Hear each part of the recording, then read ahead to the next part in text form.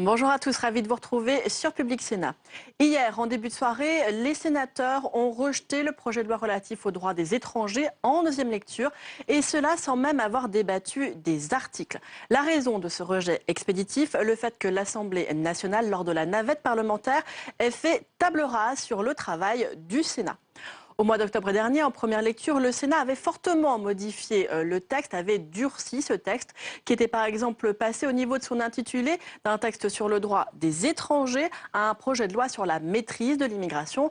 Les sénateurs avaient également transformé l'aide médicale d'État en aide médicale d'urgence. Enfin, ils avaient instauré des quotas maximum d'accueil d'étrangers chaque année. Mais voilà, au-delà de ces amendements politique, de ces amendements qualifiés même de communiqués de presse par certains sénateurs socialistes, il y avait eu un véritable travail de juriste sur ce texte par les sénateurs qui avaient cherché à clarifier, à simplifier le texte, à mettre au niveau du règlement ce qui devait l'être, tout en restant dans la logique du gouvernement. Mais voilà, même ces amendements-là ont été rejetés en bloc par l'Assemblée nationale. Du coup, les deux chambres sont restées campées sur leur position et le Sénat, hier, a décidé de rejeter le texte directement après la discussion générale en adoptant une motion opposant la question préalable. Tout de suite donc, retour à ce débat, c'était hier dans l'hémicycle. Monsieur le Président, Monsieur le rapporteur, Mesdames et Messieurs les sénateurs, vous allez examiner dans quelques minutes en nouvelle lecture le projet de loi relatif aux droits des étrangers. Vous en avez déjà longuement débattu en première lecture. Je vais aller en introduction à l'essentiel. Le gouvernement déplore le fait que la commission mixte paritaire ait échoué. Tout d'abord parce que le projet de loi constitue l'ultime étape de la grande réforme engagée par le gouvernement concernant la législation applicable aux étrangers en France, que nous avions entamée l'année dernière au mois de juillet avec la loi sur l'asile et le vote à une large majorité de la loi du 29 juillet 2015. Cette loi nous a permis de moderniser nos procédures et de nous placer en situation de faire face à la grave crise migratoire à laquelle l'Union européenne est confrontée depuis plus d'un an. Si nous regrettons l'échec de la commission mixte paritaire, c'est aussi parce que le projet de loi relatif aux droits des étrangers contient plusieurs dispositions importantes nous permettant de répondre aux failles qui pénalisent notre politique migratoire depuis trop longtemps. Notre premier objectif consiste en fait à mieux accueillir et à mieux intégrer les étrangers qui vivent légalement sur notre sol. Nous sommes revenus longuement sur ces débats lors de nos échanges. Pour ce faire, nous souhaitions que chaque étranger qui s'installe légalement et durablement en France puisse disposer de tous les outils nécessaires pour bien s'intégrer à la société française, puis, s'il en fait le choix, pour rejoindre notre communauté nationale grâce à la naturalisation. La France doit aider ceux qui souhaitent la rejoindre et s'approprier notre langue et les valeurs universelles que nous défendons. Aujourd'hui, les étrangers qui vivent en France sont soumis à un véritable parcours administratif du combattant. C'est la raison pour laquelle le gouvernement a proposé de changer de logique en consacrant le principe de l'accès à un titre de séjour pluriannuel après la première année de séjour, ce qui permettra aux étrangers d'éviter des allers et retours en préfecture. La création de ce titre s'accompagnera de deux évolutions indispensables. Tout d'abord, un renforcement du parcours d'intégration qui devra s'accompagner de cours de langue renforcés, nous en avions longuement parlé. Ensuite, parce que nous sommes dans un état de droit, un renforcement des outils dont disposent les préfectures pour lutter contre la fraude avec l'instauration d'un droit de communication. La préfecture n'aura plus à demander à la personne concernée qu'elle fournisse des pièces, mais on ira les chercher dès lors que l'administration en dispose. Nous en gagnerons en temps, en efficacité. Le deuxième grand objectif de ce projet de loi consiste, dans le contexte de la mondialisation qui accroît la concurrence entre États, à renforcer l'attractivité de notre pays pour les talents et les étudiants étrangers. Nous proposons d'inscrire dans notre législation deux innovations. La première, la création d'un titre unique, dit passeport talent, destiné à tous les étrangers dont nous souhaitons qu'ils viennent en France. Ce titre, valable 4 ans, renouvelable, regroupe et élargit certaines catégories de titres existants. Deuxièmement, la simplification du passage de statut d'étudiant au statut de salarié pour que les meilleurs étudiants puissent concrétiser dans leur vie professionnelle les espoirs que la France a placés en eux en leur permettant de venir étudier chez nous. Pour résumer, avec le titre de séjour pluriannuel et le passeport talent, nous souhaitons renforcer notre législation en matière de droit au séjour et l'adapter aux réalités de la mondialisation. Nous pourrons ainsi mieux tenir compte des mobilités liées à la connaissance, au savoir et à la culture. Nous intégrerons mieux les étrangers sur notre sol et enfin nous lutterons plus efficacement contre la fraude. Voilà quels sont les points auxquels le gouvernement était attaché. J'en viens maintenant à la lutte contre l'immigration irrégulière, qui était le troisième objectif de notre texte. À cet égard, le gouvernement fera toujours preuve de la plus grande fermeté. Un étranger en situation irrégulière doit être reconduit à la frontière et les filières criminelles de l'immigration clandestine doivent être démantelées. Il en va du respect de l'état de droit. Pour que la lutte que nous menons contre l'immigration irrégulière soit pleinement efficace, il nous faut remédier à 3 types de faiblesses. C'était également l'objectif de ce texte. Tout d'abord, nous avons mal transposé dans le droit français certains aspects de la directive européenne Retour. Par conséquent, ce n'est que de façon exceptionnelle que les étrangers à qui nous remettons une mesure d'éloignement font l'objet de l'interdiction de retour prévue par les textes européens. Or, celle-ci peut permettre aux préfectures de renforcer l'efficacité de leur action. Deuxièmement, notre politique d'éloignement repose trop exclusivement sur la rétention. En conformité avec les directives européennes, nous faisons le choix de privilégier les mesures les moins coercitives, notamment pour les familles avec enfants. Le projet de loi prévoit donc de renforcer l'assignation à résidence pour en faire une alternative à la rétention, y compris pour les personnes qui font l'objet d'une procédure Dublin. Pour ce faire, ce texte clarifie les conditions de l'action des forces de l'ordre dans le cadre d'une assignation à résidence et leur apporte le cadre juridique nécessaire. Désormais, le texte prévoit que le dispositif peut également s'appliquer aux personnes frappées d'une expulsion administrative ou judiciaire pour un motif d'ordre public ou bien aux personnes qui braveraient l'interdiction administrative du territoire qui leur est signifiée. De telles mesures concernent avant tout les prêcheurs de haine et des personnes liées aux activités de filières terroristes que nous pourrons ainsi expulser du territoire dans les meilleurs délais. Enfin, je veux parler du sujet particulièrement complexe qui est celui du contentieux de la rétention et de l'éloignement. Le gouvernement considère, sur ce point très délicat, que nous avons abouti à une solution tout à fait pertinente et équilibrée, qui permet de clarifier les compétences du juge administratif et du juge judiciaire. Je rappelle qu'actuellement, le juge des libertés et de la détention et le juge administratif se prononcent tous les deux sur la rétention. Le premier sur la proportionnalité de la mesure, le second sur la légalité. Ces deux notions sont si proches l'une de l'autre qu'elles se confondent en réalité très largement. Dès lors, nous proposons que le juge des libertés et de la détention ait à connaître de la rétention. Quoi de plus normal qu'un juge judiciaire, gardien des libertés, statue à la fois sur la légalité et la proportionnalité d'une mesure privative de liberté. Le juge administratif conserve bien sûr sa place, il statue quant à lui sur la légalité de la mesure administrative d'éloignement. Cette clarification était indispensable et elle nous permettra de gagner en efficacité. Le texte prévoit que le juge des libertés et de la détention se prononce sur la rétention après 48 heures, comme c'était le cas avant la loi de 2011, ne fasse passer ce délai à 5 jours. Il est indispensable que la personne en rétention puisse voir un juge avant d'être, le cas échéant, éloignée. C'est ainsi et pas autrement que nous respecterons le droit sans pour autant céder sur nos objectifs d'efficacité. Enfin, une exigence de transparence s'impose à nous. Les Français ont le droit d'être informés de ce qui se passe dans les centres de rétention.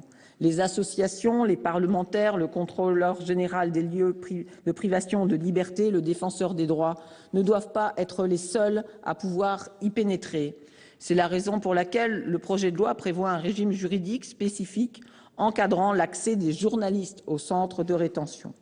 Mesdames et Messieurs les sénateurs, grâce à ce projet, nous réformons en profondeur le droit des étrangers et par là même nous rendons notre politique d'immigration à la fois plus efficace et plus conforme aux principes de la République. C'est la raison pour laquelle le gouvernement regrette que vous déposiez une motion de rejet préalable dont l'unique effet sera de priver le Sénat d'un nouvel examen du projet de loi. Dans quelques instants, le rapporteur de la motion prendra la parole pour justifier le dépôt de cette motion. Je lui répondrai ensuite sur les mesures adoptées par le Sénat en première lecture, conservées par l'Assemblée nationale en nouvelle lecture. Je vous remercie. Merci Madame la Ministre. La parole est à Monsieur François-Noël Buffet, rapporteur de la Commission des lois. Vous avez la parole, Monsieur le rapporteur. Merci, Monsieur le Président.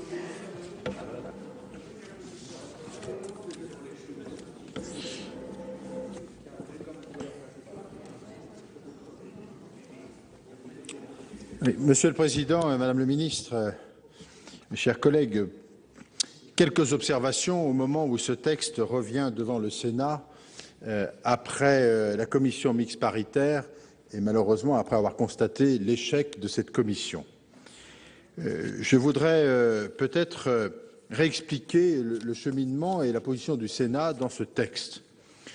Tout d'abord, rappeler un premier point, c'est que le Sénat, au moment où il a étudié ce texte, a fait le choix de proposer des solutions alternatives à celles qui ont été proposées par l'Assemblée nationale pour répondre à un objectif qui était celui d'avoir un texte sur le droit des étrangers qui soit un texte sérieux, qui permette à la fois d'accueillir correctement ceux qui souhaitent venir sur notre territoire, mais en même temps d'être d'une fermeté absolue à l'égard de ceux qui venaient de façon irrégulière afin qu'ils soient éloignés. Nous avons souhaité le maintien du régime du contentieux actuel des décisions de placement en rétention et non pas la modification que le gouvernement propose, avec l'intervention du juge des libertés à partir de 5 jours. C'est la révision de 2011 que l'on souhaitait garder, qui a montré son efficacité. Nous avons fixé les conditions de délivrance de titres de séjour en maintenant tout d'abord au préfet la possibilité de délivrer un titre de séjour ou de ne pas le délivrer, c'est-à-dire en contestant le principe d'une délivrance de plein droit de la part du préfet de titre de séjour. Nous avons aussi voulu maintenir les conditions pour délivrer un titre de séjour aux étrangers malades, considérant que le dispositif actuel permettant d'attribuer ce titre de séjour lorsque le soin existe dans le pays d'origine et non pas lorsque, comme le veut le texte aujourd'hui, il y ait un caractère effectif, car les services nous ont dit très clairement que ce serait difficile de pouvoir apprécier le caractère effectif de l'existence de ce soin et que la conséquence directe était qu'en réalité, finalement, il suffirait de demander quasiment pour obtenir. Le maintien des conditions actuelles aussi, un encadrement plus strict du séjour de la carte pluriannuelle, en revenant sur le principe comme quoi la carte est automatiquement de 4 ans, en indiquant qu'elle devait être par principe d'1 année, et ensuite, effectivement, que l'on pouvait délivrer un titre de séjour de plus d'1 année. Enfin, en revoyant et en refixant les conditions du regroupement familial, parce que c'était un sujet extrêmement important, sans que son principe soit remis en cause, qu'à tout le moins, les conditions de ce regroupement soient beaucoup plus strictes. Voilà la première étape du travail du Sénat. La deuxième étape, c'est que nous avons essayé, Madame le Ministre, à l'occasion de ce débat, de rechercher des améliorations dans le dispositif qui était proposé. Nous avons proposé d'améliorer l'efficacité des mesures d'éloignement, et notamment en ce qui concerne la procédure des obligations de quitter le territoire. Vous avez proposé un dispositif à caractère général. Nous avons proposé un dispositif ciblé, notamment sur les déboutés du droit d'asile, parce qu'ils étaient en 2014 plus de 50 000, et que les tribunaux nous avaient dit avec précision que si la mesure voulait être efficace, il fallait impérativement que l'on ait un axe précis et une cible précise. C'est le choix que nous avions fait. Nous avons souhaité raccourcir les délais en conformité avec la directive Retour pour permettre l'efficacité du dispositif d'éloignement. Je rappelle que c'est un délai de départ volontaire de 7 jours au lieu de 30 aujourd'hui et que c'est une interdiction de retour que nous avons portée à 5 ans au lieu des 3 ans aujourd'hui. Nous avons proposé de renforcer les modalités d'assignation à résidence que vous avez proposées, notamment par 2 moyens, avec un système de cautionnement et avec la possibilité d'une attestation déposée par le maire qui permette de sécuriser le principe de l'assignation à résidence, puisque vous souhaitiez qu'elle ait la faveur des décisions des tribunaux plutôt que celle du centre de rétention. Ces 2 conditions ont été rajoutées par le Sénat. Nous avons enfin souhaité la nécessité de clarifier certaines dispositions. Je ne voudrais pas aller trop dans le détail sur les précisions relatives au titre pluriannuel de séjour, la revalorisation du contrat d'accueil et d'intégration qui part un petit peu dans tous les sens et dans laquelle nous considérons que le point majeur, celui qui doit nous rassembler, c'est d'abord celui de la connaissance de la langue, et c'est ce point de vue que le Sénat a souhaité défendre à l'occasion de l'analyse du texte. Enfin, nous avons encadré la procédure d'accès des journalistes au centre de rétention administrative et nous avons supprimé des dispositions relatives à la nationalité. J'insiste sur ce point parce que nous avions considéré au début du texte, de façon collective, j'allais presque dire sur tous les bancs de l'Assemblée ou du Parlement, que la nationalité n'était pas le sujet de ce texte et qu'il ne fallait donc pas l'évoquer. Et c'est dans ces conditions-là que nous avions rejeté l'ensemble de ces demandes. J'y reviendrai parce que ça a une importance par rapport au texte qui vient de l'Assemblée nationale. Le deuxième point qui me paraît important, le deuxième grand point, c'est que le retour de après cette commission mixte paritaire, l'Assemblée nationale n'a rien retenu de ce que le Sénat avait proposé.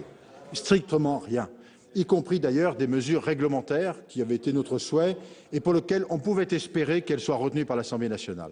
Je dois dire, sans confidence particulière devant le Sénat, que les débats qui ont eu lieu préalables à cette CMP avec le rapporteur de l'Assemblée nationale avaient laissé entendre que quelques espoirs étaient possibles sur un certain nombre de points de caractère réglementaire, mais également sur des points d'amélioration que je viens de citer. Eh bien, force est de constater que les espérances, voire peut-être les signes positifs qui avaient été donnés, n'ont pas été suivis d'effet et que l'Assemblée n'a rien retenu du tout du travail que nous avions fait.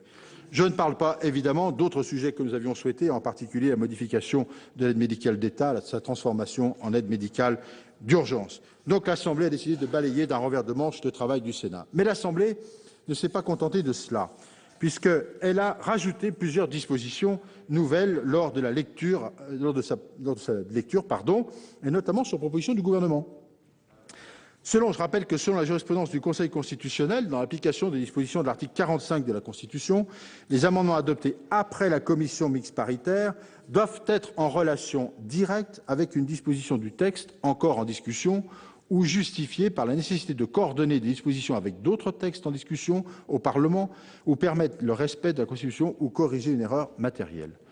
Je m'interroge très sérieusement devant vous cet après-midi sur la conséquence de la conformité à la Constitution de 3 dispositions qui ont été introduites par les députés à l'occasion de la nouvelle lecture.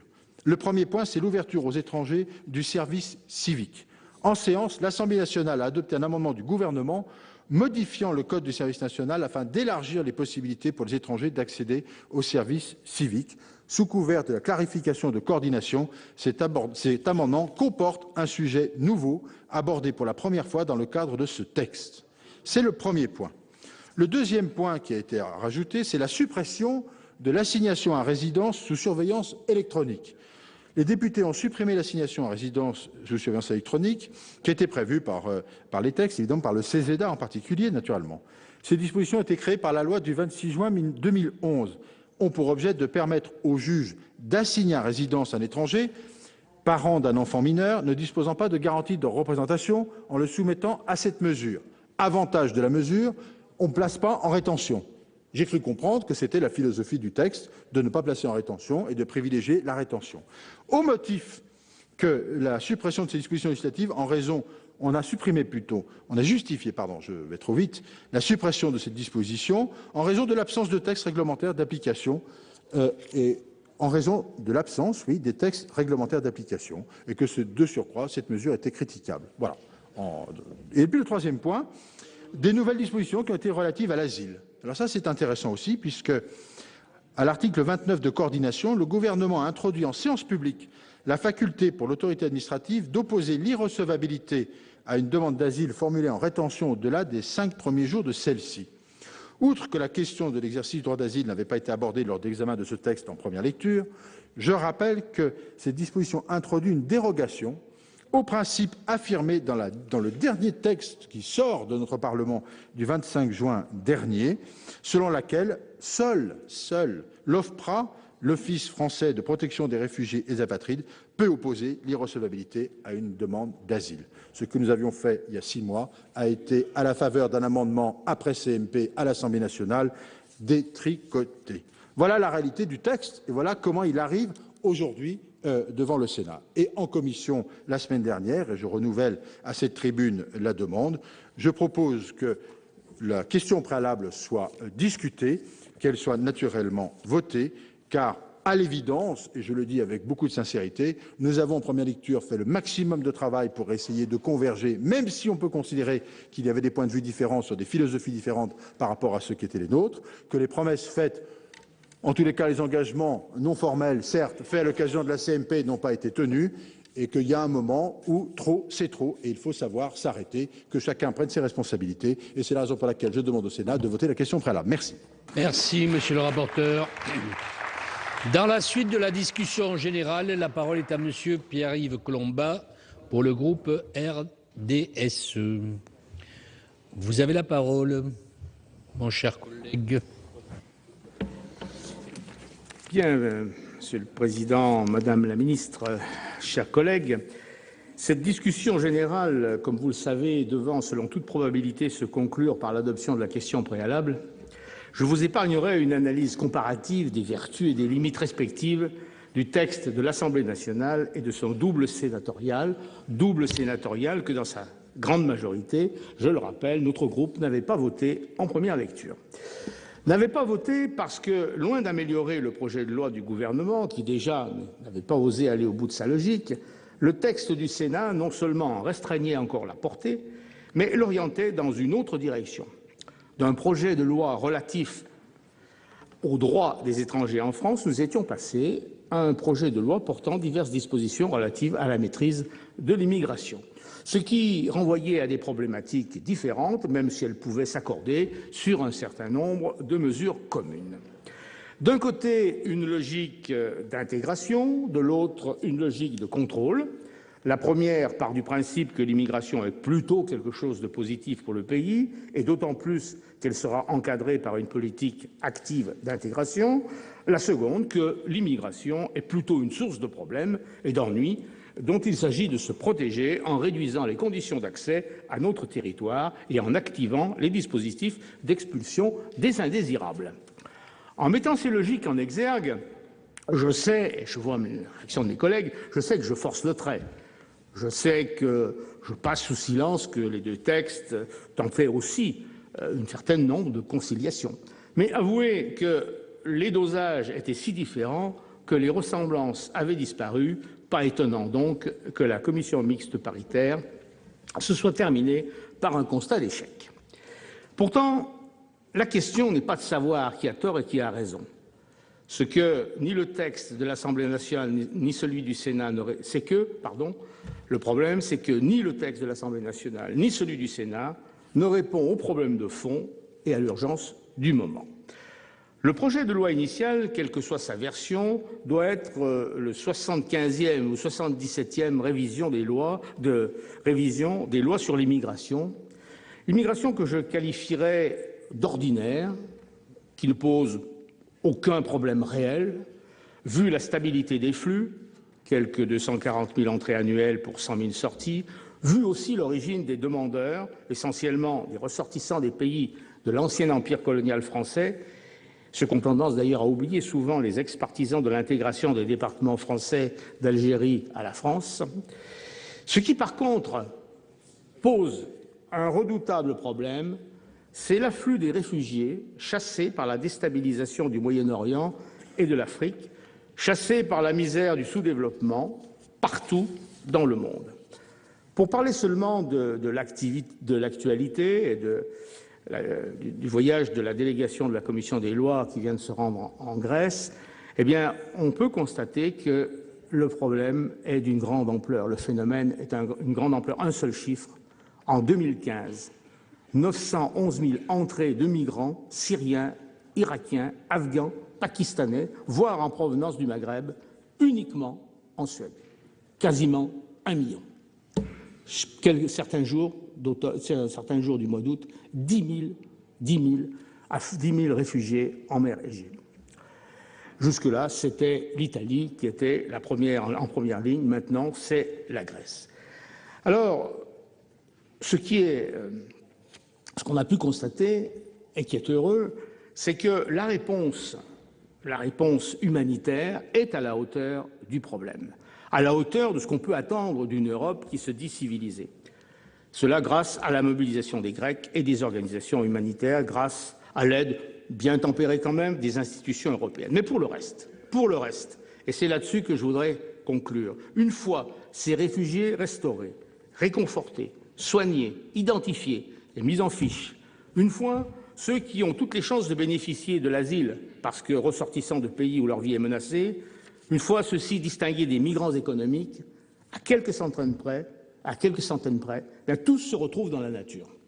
L'essentiel en route vers l'Allemagne, vers la Suède, vers la Grande-Bretagne, très peu vers la France d'ailleurs. Et tout ça via les Balkans. Pour l'heure, ils ne font que transiter vers des pays prêts à les accueillir, ou du moins qui font comme si. Mais que se passera-t-il quand ce ne sera plus le cas? On voit déjà sur l'exemple de Calais et les côtes de la mer du Nord les résultats de cette politique du chacun pour soi à la grâce du sort. Qu'en sera-t-il demain quand les portes de l'Eldorado se fermeront? Autant dire que les débats sur le bon dosage entre mesures d'intégration et mesures d'interdiction et de contrôle laissent une impression d'irréalité totale. Les problèmes essentiels sont ailleurs que là où on va les chercher, les solutions aussi. C'est la raison pour laquelle le groupe RDSE s'abstiendra sur la question préalable, tout en déplorant que le vrai débat soit encore reculé et plus encore les décisions qu'impose la gravité de notre situation. Je vous remercie. Merci, mon cher collègue. La parole est à Monsieur Michel Mercier pour le groupe UDI-UC.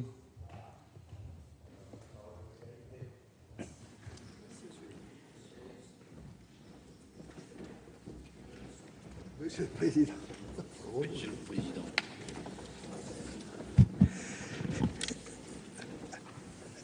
Monsieur le Président, Madame la Ministre, Monsieur le rapporteur, mes chers collègues, nous sommes donc appelés ce soir à discuter, après l'échec de la commission mixte paritaire, du projet de loi sur le droit des étrangers. C'est bien sûr lors de la première lecture devant l'Assemblée nationale et de la première lecture devant le Sénat qui a lieu le débat de fond. Et qu'est-ce qui a opposé les deux assemblées? Qu'est-ce qui les a distinguées? C'est un certain nombre de choses, plusieurs, mais une chose essentielle qui est celle de la pérennité des titres de séjour, qui me semble être la mesure phare qui a été votée par l'Assemblée nationale et qui permet de donner une carte de titre de séjour pour 4 ans de plein droit, alors que le Sénat a souhaité conserver pour l'autorité administrative la possibilité de vérifier chaque année que les conditions d'octroi de la carte de séjour demeuraient. Il y a là un débat qui n'est pas maigre, qui est un beau débat et qui a été tranché différemment dans chacune des deux chambres du Parlement. La commission mixte paritaire n'est pas parvenue à trouver un accord. Il est tout à fait normal qu'aujourd'hui, aucun accord ne puisse être trouvé, puisque le même sujet qui a opposé les deux assemblées demeure dans sa conception même, et qu'on aille vers la question préalable. Alors, on peut chercher un certain nombre de détails. C'est vrai que l'Assemblée nationale a retenu quelques amendements votés par le Sénat. Mais ces amendements du Sénat portaient sur des mesures qui étaient déjà introduites par l'Assemblée nationale, et c'était essentiellement des amendements, peut-être pas complètement rédactionnels, mais de précision, d'amélioration de la rédaction. On peut donc dire que les deux textes ont vécu leur vie étrangers l'un à l'autre, et que le bicamérisme qui est le nôtre depuis 1958 fait que, même si on peut le regretter, sur ce point, l'Assemblée nationale a le dernier mot. Elle a tranché lors de la lecture après la commission mixte paritaire. Nous pensons, et nous continuerons à penser, que dans les périodes que nous vivons, il ne faut pas désarmer l'autorité administrative.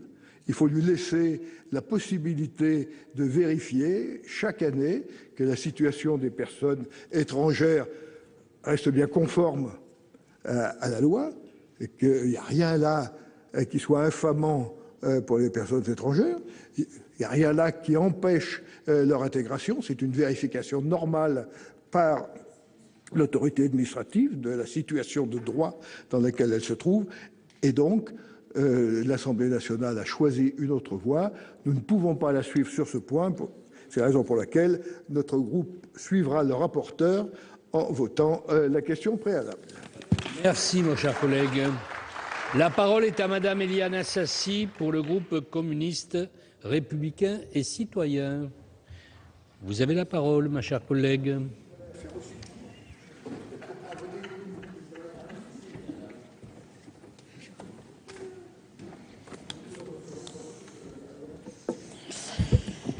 Monsieur le Président, Madame la Ministre, mes chers collègues, lors de la première lecture de ce texte, le groupe communiste républicain et citoyen était auteur d'une motion tendant à opposer la question préalable afin que soit rejeté l'ensemble du projet de loi. La version revue par la droite sénatoriale a été rejetée par les députés, car elle aggravait la précarité de la situation des étrangers en situation irrégulière et réorientait les dispositions sur la maîtrise de l'immigration irrégulière en renforçant des dispositifs de contrôle tout en facilitant l'éloignement. Le texte initial du gouvernement était et demeure, en tout cas c'est ce que nous pensons encore aujourd'hui, était et demeure donc loin d'être ambitieux. Si des collègues sur les bancs du groupe socialiste ont affirmé avec raison que, je cite, « la droite sénatoriale court après l'extrême droite en amalgamant réfugiés et immigrés et en voulant faire des étrangers des boucs émissaires », fin de citation, il ne faut pas manquer, ce n'est qu'une citation, monsieur Kaouchi, il ne faut pas manquer de relever que les mêmes qui en d'autres temps s'étaient élevés contre la loi Besson de 2011 laissent place aujourd'hui au parachèvement de cette loi. Avec cette nouvelle lecture, nous nous retrouvons dans une situation comparable à ceci près que la droite sénatoriale a considéré donc inutile de délibérer une nouvelle fois sur ce projet de loi, compte tenu de nombreuses divergences avec l'Assemblée nationale et le gouvernement. Alors selon vous, monsieur le rapporteur, je cite, « si de nombreux désaccords entre l'Assemblée nationale et le Sénat ont conduit les députés à revenir sur un grand nombre de choix opérés par le Sénat, plusieurs dispositions adoptées auraient pu donner lieu à un accord, notamment l'extension de la durée d'interdiction de retour à 5 ans au lieu de 3 ans. Pour notre part, il va sans dire que nous ne sommes pas mécontents du rejet par les députés de mesures aggravantes et sécuritaires inscrites dans ce texte par votre majorité. Concernant par exemple l'aide médicale aux étrangers ou encore les facilités d'éloignement. Par ailleurs, Madame la Ministre, nous saluons la modification qui a été apportée par le gouvernement qui vise à élargir les possibilités pour les étrangers d'accéder aux services civiques, même si je considère moi aussi que cette mesure aurait pu être portée par un autre véhicule que celui-ci. Mais bon. En revanche, la majorité de l'Assemblée nationale s'est bien gardée de revenir sur le principe de surveillance permanente que met en place ce projet de loi. Déjà soumise à un dédale d'obligations, de vérification et de production de preuves, l'obtention d'un titre de séjour pourra maintenant être remise en cause à tout instant, créant finalement un climat de doute sur la sincérité de la situation des potentiels fraudeurs. Les articles 8 et 25 nous proposerons de nouveau la suppression si la question préalable n'était pas adoptée, mais j'ai des doutes. Donc les articles 8 et 25 créent en effet les conditions de ces contrôles avec la levée inédite du secret professionnel pour plusieurs organismes et leur personnel.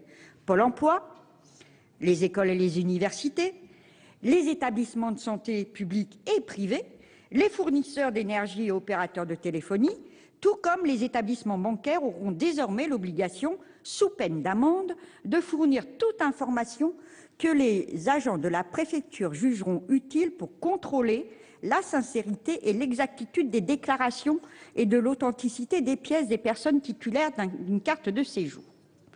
Je ne commente pas.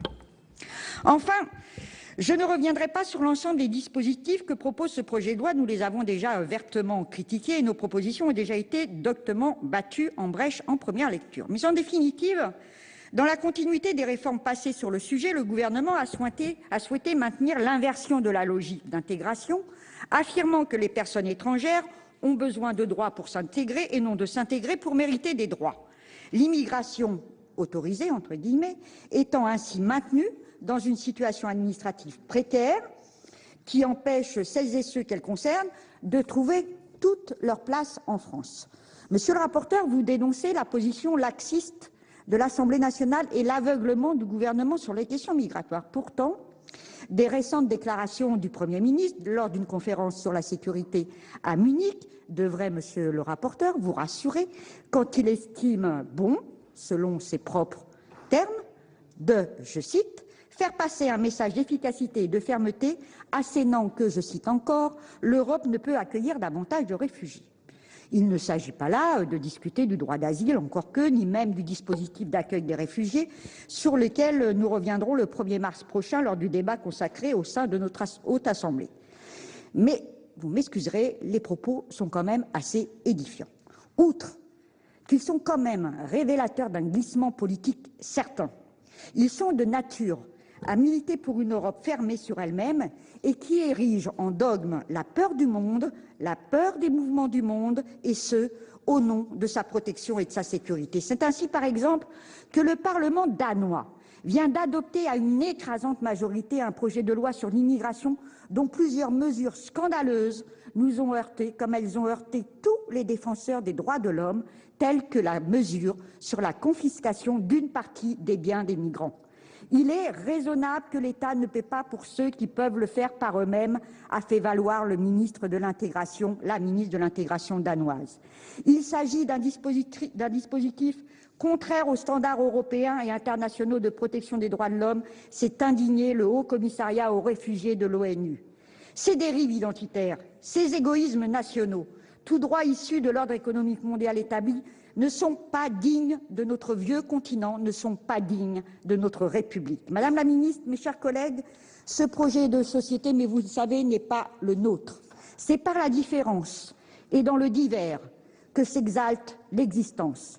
J'ose encore croire, Madame la ministre, que l'essence de ces mots du poète breton Victor Ségalen puisse alléger le climat lourd des craintes et des replis identitaires nauséabonds qui sévissent ces temps-ci. Pour conclure, et vous l'aurez compris, les sénatrices et les sénateurs du groupe CRC s'opposeront de nouveau à ce projet de loi qui ne rompt pas avec la logique répressive et suspicieuse du gouvernement précédent. Merci, ma chère collègue.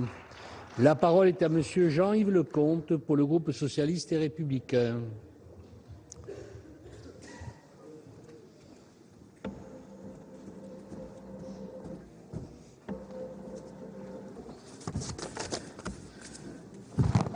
Monsieur le Président, Madame la Ministre, mes chers collègues, pour préciser d'abord, nous parlons ici du droit qui s'applique aux étrangers qui séjournent légalement sur notre territoire et pas de l'accueil des réfugiés. Ce sont deux choses différentes. J'ajouterai que la réforme qui nous est proposée est une réforme absolument indispensable, attendue depuis longtemps et qui permet des améliorations aux droits des étrangers qu'il convient de rappeler et dont il convient de se féliciter. Je compléterai en soulignant quelques regrets et quelques difficultés soulevées par des nouvelles dispositions ajoutées à l'Assemblée nationale. D'abord, c'est une réforme attendue et indispensable du CESEDA qui comporte plusieurs améliorations et objectifs. D'abord, sécuriser les parcours d'intégration des ressortissants étrangers. Deuxièmement, contribuer à l'attractivité de la France en créant une carte propre aux talents internationaux et en simplifiant le parcours des étudiants étrangers. Enfin, garantir la protection des libertés individuelles et l'efficacité des décisions administratives d'éloignement s'agissant des séjours irréguliers. Le titre de séjour pluriannuel est effectivement une réelle avancée, puisqu'il assure la pérennité du séjour et permet aux étrangers de se projeter dans l'avenir avec davantage de sérénité. Il évite aussi certaines difficultés rencontrées par les titulaires d'un titre temporaire d'une durée de validité d'1 an, en particulier pour les logements, ou bien faire par exemple un emprunt immobilier. Enfin, tout obstacle finalement à l'intégration. Enfin, il est une solution pragmatique à l'engorgement des services préfectoraux pour les renouvellements, alors que certaines préfectures sont surchargées de demandes et ne peuvent pas accueillir dans un délai et dans de conditions décentes les ressortissants étrangers. Rappelons que dans certaines préfectures ou sous-préfectures, c'est des files d'attente dès 3 heures du matin qui se forment sans aucune garantie pour les personnes qui font la queue d'être reçues lors de la journée suivante. On ne peut donc que se féliciter que le gouvernement ait pris en main cette réelle difficulté des étrangers en France, car intégrer, c'est aussi simplifier. Il faut se féliciter que l'attribution de plein droit de la carte de résident pour les familles de Français puisse être une réalité. J'ajouterai que pour souligner tout ce qui a été fait pour ajouter à l'attractivité de la France pour les étudiants et les investisseurs étrangers. Mais là, j'ai une petite question parce que les visas biométriques qui sont imposés sont parfois pour les visas qui valent le titre de séjour pour les étudiants et les investisseurs étrangers sont parfois une difficulté dans les grands pays où il n'y a qu'un seul poste consulaire. Et je crois que puisque c'est une compétence nationale qui existe pour les visas long séjour, il faudrait supprimer l'exigence de biométrie dans un certain nombre de pays. Et ça, je m'adresse à vous, Madame la Ministre, car je pense à des pays comme le Japon, où les déplacements sont très difficiles, très coûteux, au Brésil, où les déplacements sont très difficiles, et où il est important de renforcer notre attractivité en supprimant cette exigence de biométrie pour les visas long séjour pour les étudiants. Enfin, toutefois, le projet de loi méritait quand même des discussions sur un certain nombre de points. Certains amendements avaient été discutés en première lecture. Je rappelle ceux qui étaient du domaine et qui ne pourront pas être abordés probablement puisque la majorité est telle qu'une question préalable sera votée. Sur ce qui se passera pour les détenteurs de CDD d'une durée égale ou supérieure à 12 mois qui resteront travailleurs temporaires plutôt que d'avoir une carte de séjour salarié. Le droit des étrangers malades mériterait encore d'être renforcé et nous avions fait quelques propositions lors de la première lecture. De la même manière que l'alignement, le fait de sanctionner un étranger qui ne se rendrait pas à une convocation sans motif légitime et qui pourrait se trouver en situation irrégulière si parce qu'une convocation sans motif légitime lui permettrait le conduirait à être sanctionné.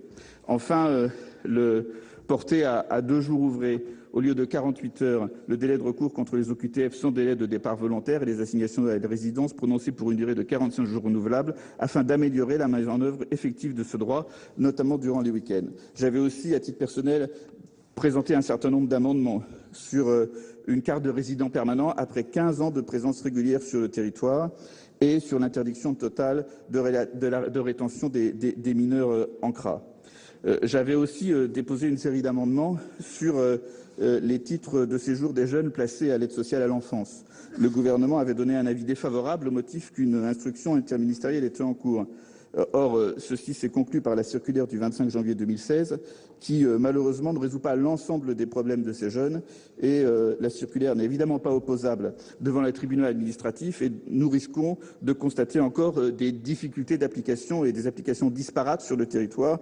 Et je vous demanderai, Madame la Ministre, de bien vouloir regarder à nouveau un certain nombre de ces dispositions parce que la circulaire actuelle ne répond pas à l'ensemble des enjeux, en particulier pour les demandes d'autorisation de travail à la directe, qui peuvent être très compliquées pour les mineurs dans ces situations. Je regrette aussi un certain nombre de dispositions nouvelles qui ont été introduites à l'Assemblée nationale. Notre rapporteur a évoqué celle sur l'asile. Je soulignerai aussi celle qui permet le recours aux forces de police et de gendarmerie pour les étrangers non assignés à résidence, sans relation directe et sans relation directe avec les dispositions qui avaient été jusque-là en discussion dans le projet de loi et qui ont été introduites en deuxième lecture par surprise.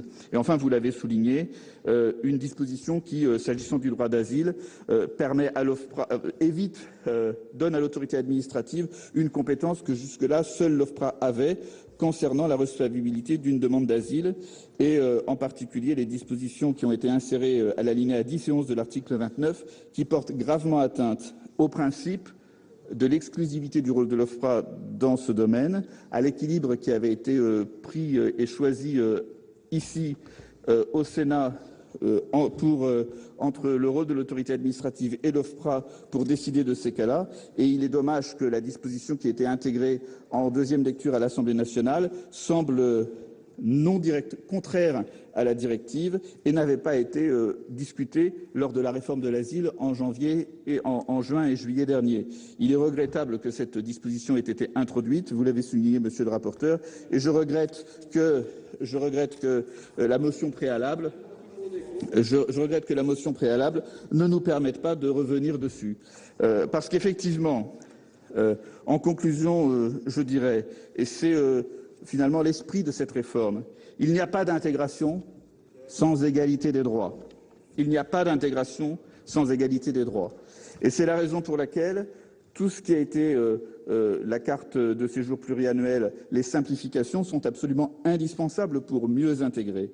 Il était aussi indispensable, et vous l'avez retiré au Sénat en première lecture, et vous réaffirmez ce principe, alors que nous, à gauche, nous affirmons que dans des situations précises, c'est de plein droit qu'un certain nombre de droits doivent être reconnus, vous considérez, et M. Mercier l'a encore rappelé, que finalement il faut laisser la compétence de l'autorité administrative décider du oui ou du non. Mais comment? Il faudrait que les droits ne soient pas les mêmes sur l'ensemble du territoire. Nous disons à gauche qu'il convient que les droits soient les mêmes pour tous, et lorsque une situation donne un plein droit, il faut que ce soit respecté. Vous avez parlé des quotas. Vous avez mis en place des quotas. Tout à fait. Je m'achemine rapidement vers la conclusion. Vous avez mis en place des quotas. Ces quotas sont le contraire d'un respect des droits. C'est une provocation par rapport au texte de l'Assemblée nationale, et c'est la raison pour laquelle il était impossible à l'Assemblée nationale et au Sénat de s'accorder sur un texte. Et finalement, en faisant des provocations sur ce texte, en mettant en place des quotas, vous empêchez au Sénat de faire son travail et d'améliorer le texte de l'Assemblée nationale. Et nous le regrettons profondément. Nous regrettons profondément que cette motion préalable ne nous permette pas de revenir sur le fond. Le travail, vous l'aviez fait. Il y a eu des provocations avec les quotas qui ne peuvent pas rester en l'état. Et c'est la raison pour laquelle je regrette de devoir constater que nous sommes en désaccord. Nous devons travailler sur ce texte. Et vos provocations de la première lecture empêchent de travailler avec l'Assemblée nationale.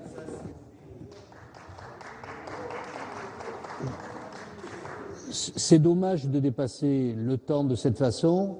C'est autant d'irrespect pour les autres orateurs.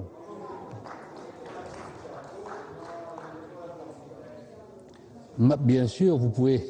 La parole est maintenant à Madame Esther Benbassa pour le groupe écologiste. Vous avez la parole.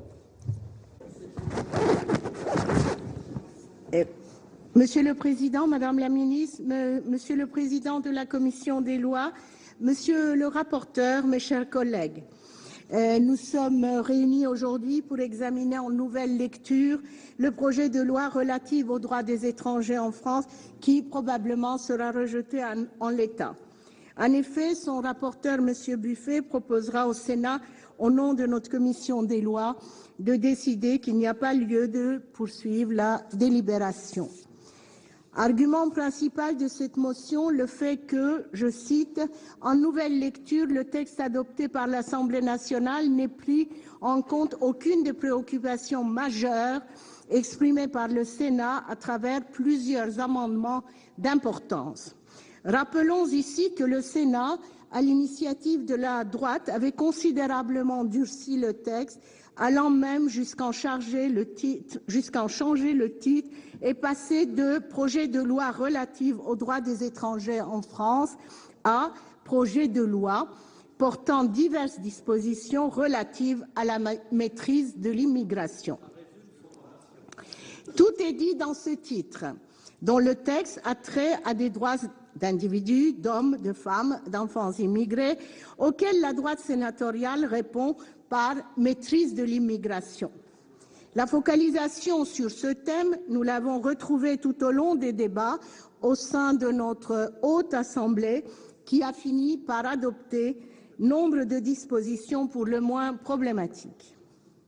Limitation de l'octroi du nouveau titre de séjour pluriannuel aux titulaires d'un CDI, aux entrepreneurs et aux personnes exerçant une profession libérale et aux étudiants inscrits en master, restriction des conditions d'accès à l'aide médicale d'État, restriction des conditions du regroupement familial, conditionnement du droit au séjour pour raison médicale à l'absence totale de traitement dans le pays d'origine.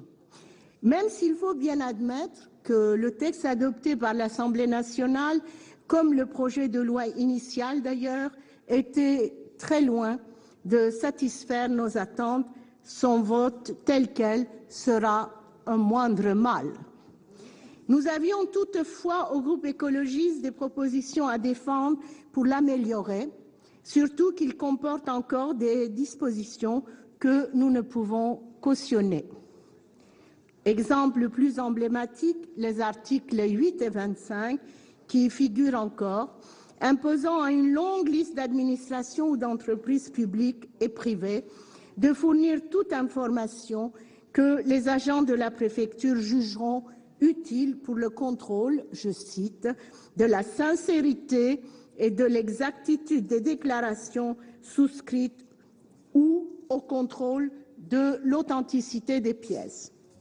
Bien sûr, des pièces des personnes titulaires d'une carte de séjour sous peine d'une amende de 7 500 €. Ces dispositions ont été dénoncées par nombre de professionnels et d'institutions, notamment par la Commission nationale consultative des droits de l'homme qui dénonce, je cite, « une atteinte disproportionnée au droit à la vie privée et familiale garantie à l'article 8 de la Convention européenne des droits de l'homme ». Et par le défenseur des droits également, pour qui en fait il s'agit, je cite, de la disposition la plus contestable du texte. Autre exemple d'importance, l'article 19 qui, en encadrant la rétention des mineurs, permet la légalisation de cette pratique indigne de notre pays. Faut-il rappeler, mes chers collègues, que l'enfermement d'enfants en centre de rétention a déjà été plusieurs fois considéré par la Cour européenne des droits de l'homme comme un traitement inhumain et dégradant au sens de l'article 3 de la CEDH. Malgré cela, en 2014, 5 692 enfants ont été enfermés, 110 en métropole et 5 582 à Mayotte. Mais de ces dispositions, pas plus que de celles concernant les étrangers malades ou les conjoints de Français, nous n'aurons probablement pas l'occasion d'en débattre davantage. Je le regrette. Ce sont des sujets importants qui méritent un débat démocratique. Mais j'avoue également que je suis un peu soulagée de ne pas avoir à revivre les débats auxquels nous avons assisté en première lecture et qui ont été surtout l'occasion de postures parfois relativement violentes. Nous l'avons constaté. Oh, cher Monsieur Karouchi, vous êtes là, c'est bien. Nous l'avons constaté ces derniers mois, surtout lorsqu'on parle d'immigration, il est difficile pour certains de raison garder et de résister au discours chargé d'amalgame avec une tendance à la diabolisation de l'étranger. Les raisons électoralistes n'échappent pas à grand monde. Au moins aujourd'hui, ces discours nous seront-ils épargnés? Je vous remercie, ainsi que M. Karouchi. Merci, ma chère collègue. Et je donne la parole à M. Roger Karouchi pour les Républicains.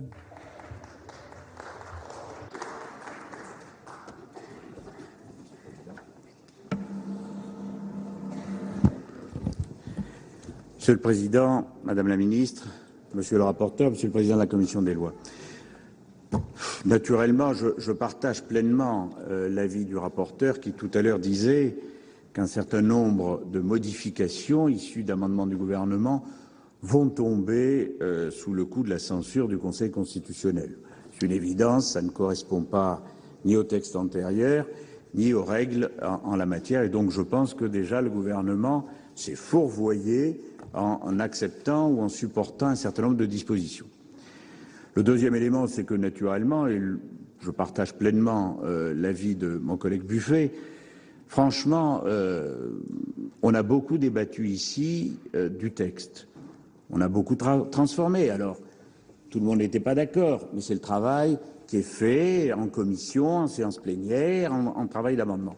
Se retrouver avec un texte totalement désossé et revenant uniquement à ce qu'avait voulu faire l'Assemblée nationale et les amendements du gouvernement, ça revient à nier le rôle du Sénat. Alors très bien, on ne va pas recommencer le débat pour, en tout état de cause, voire à la fin de la fin, l'Assemblée nationale ne pas en tenir compte. Ça n'a pas de sens et par conséquent, je soutiendrai naturellement la motion mettant un terme au débat.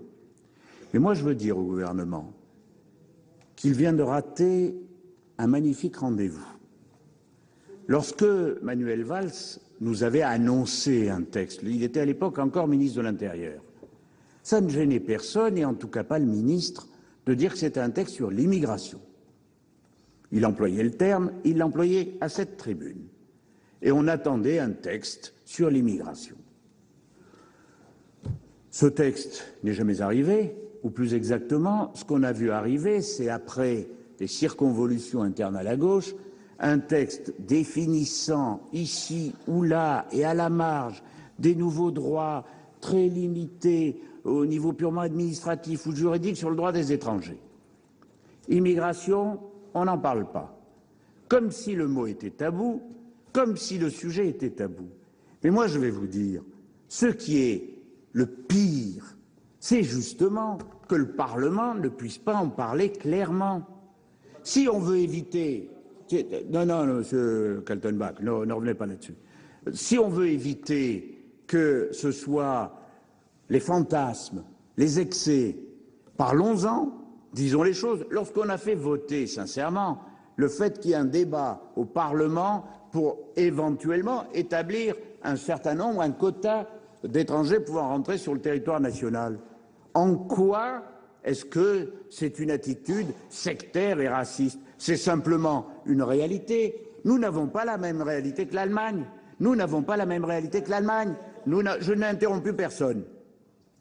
Nous n'avons pas la même réalité que l'Allemagne. L'Allemagne a une situation démographique, a une situation budgétaire, a une situation de l'emploi qui n'est pas la nôtre. Donc, par définition, si on ne peut même pas évoquer la situation de la société française, de l'économie française, pour dire combien nous pouvons accepter d'entrants, dans quelles conditions nous sommes capables de les intégrer, dans quelles conditions nous avons les moyens financiers, nous avons la capacité de faire en sorte qu'ils deviennent des bons citoyens. Moi, j'ai toujours protesté contre la faiblesse des moyens de l'OFII, qui fait en parallèle de l'OFPRA un travail essentiel, mais qui a de moins en moins de crédit pour simplement l'ensemble de la formation à la citoyenneté. Est-ce que vous croyez que c'est digne de dire mais non, il faut surtout pas fermer les frontières, il faut surtout pas avoir la moindre attitude, il faut surtout pas avoir le moindre contrôle, mais enfin une fois qu'ils sont là, qu'ils se débrouillent, parce que par définition on n'a pas les moyens de leur filer un job, on n'a pas les moyens de leur donner un logement, et d'ailleurs on n'a pas les moyens de les former à la citoyenneté. Mais qu'est-ce que ça veut dire? C'est pas ça la République. La République, quand on en parle, avec le droit d'asile, avec la tradition de tolérance et d'ouverture, c'est une République qui accepte les étrangers qui rentrent et qu'ils forment et qu'ils intègrent à la citoyenneté française. Si nous n'en sommes pas capables, si nous n'en avons pas les moyens, c'est un mensonge permanent par rapport à ceux qui rentrent et par rapport aux citoyens français. Donc, simplement, ce que nous avons dit sur ces bancs, c'est simplement ayez une politique migratoire digne de ce nom, contrôlée, parce que la France n'a pas aujourd'hui les moyens de faire en sorte d'accueillir évidemment massivement, mais au moins ceux qui rentrent, formons-les, éduquons-les, intégrons-les, donnons-leur un logement, un emploi, sinon ça n'a pas de sens. La véritable tradition de tolérance, d'ouverture, de liberté et d'intégration à la nation française, ce sont ceux qui ici défendent le fait qu'on ne peut pas massivement accepter et qu'il faut au contraire fixer un certain nombre de règles. Parce que si les gens acceptent ces règles, ensuite ils auront accès à la citoyenneté. Alors, il n'y a pas de débat d'un côté de ceux qui sont des durs, des méchants, des fantasmatiques, et de l'autre côté ceux qui veulent l'ouverture et la liberté. Non, la liberté, la première des libertés, c'est la dignité, et elle est de ce côté-là. Merci, mon cher collègue. La parole est à monsieur André Reichardt pour les Républicains.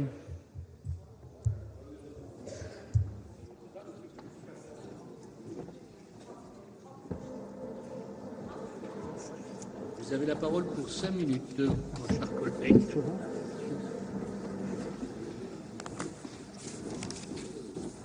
Monsieur le Président, Madame la Ministre, Monsieur le rapporteur, mes chers collègues, quelle déception, mes chers collègues, quelle déception, Madame la Ministre, que votre majorité et vous-même n'ayez su entendre une fois de plus la voix du Sénat.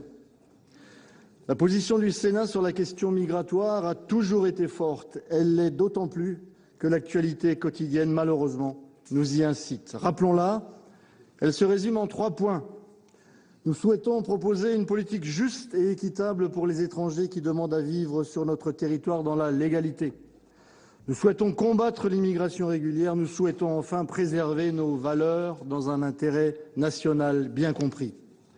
Dès 2004, la Cour des comptes avait posé clairement les enjeux en écrivant, j'ouvre les guillemets, « La situation d'une bonne partie des populations issues de l'immigration la plus récente est plus que préoccupante. Outre qu'elle se traduit par des situations souvent indignes, elle est à l'origine directe ou indirecte de tensions sociales et raciales graves, lourdes de menaces pour l'avenir. Depuis, la situation, et c'est le moins que l'on puisse dire, ne s'est pas améliorée. L'immigration clandestine n'a cessé d'augmenter. Même si son évaluation est complexe, on peut l'évaluer en comptabilisant le nombre de bénéficiaires de l'AME. Rappelons qu'elle a augmenté de 35% en 3 ans.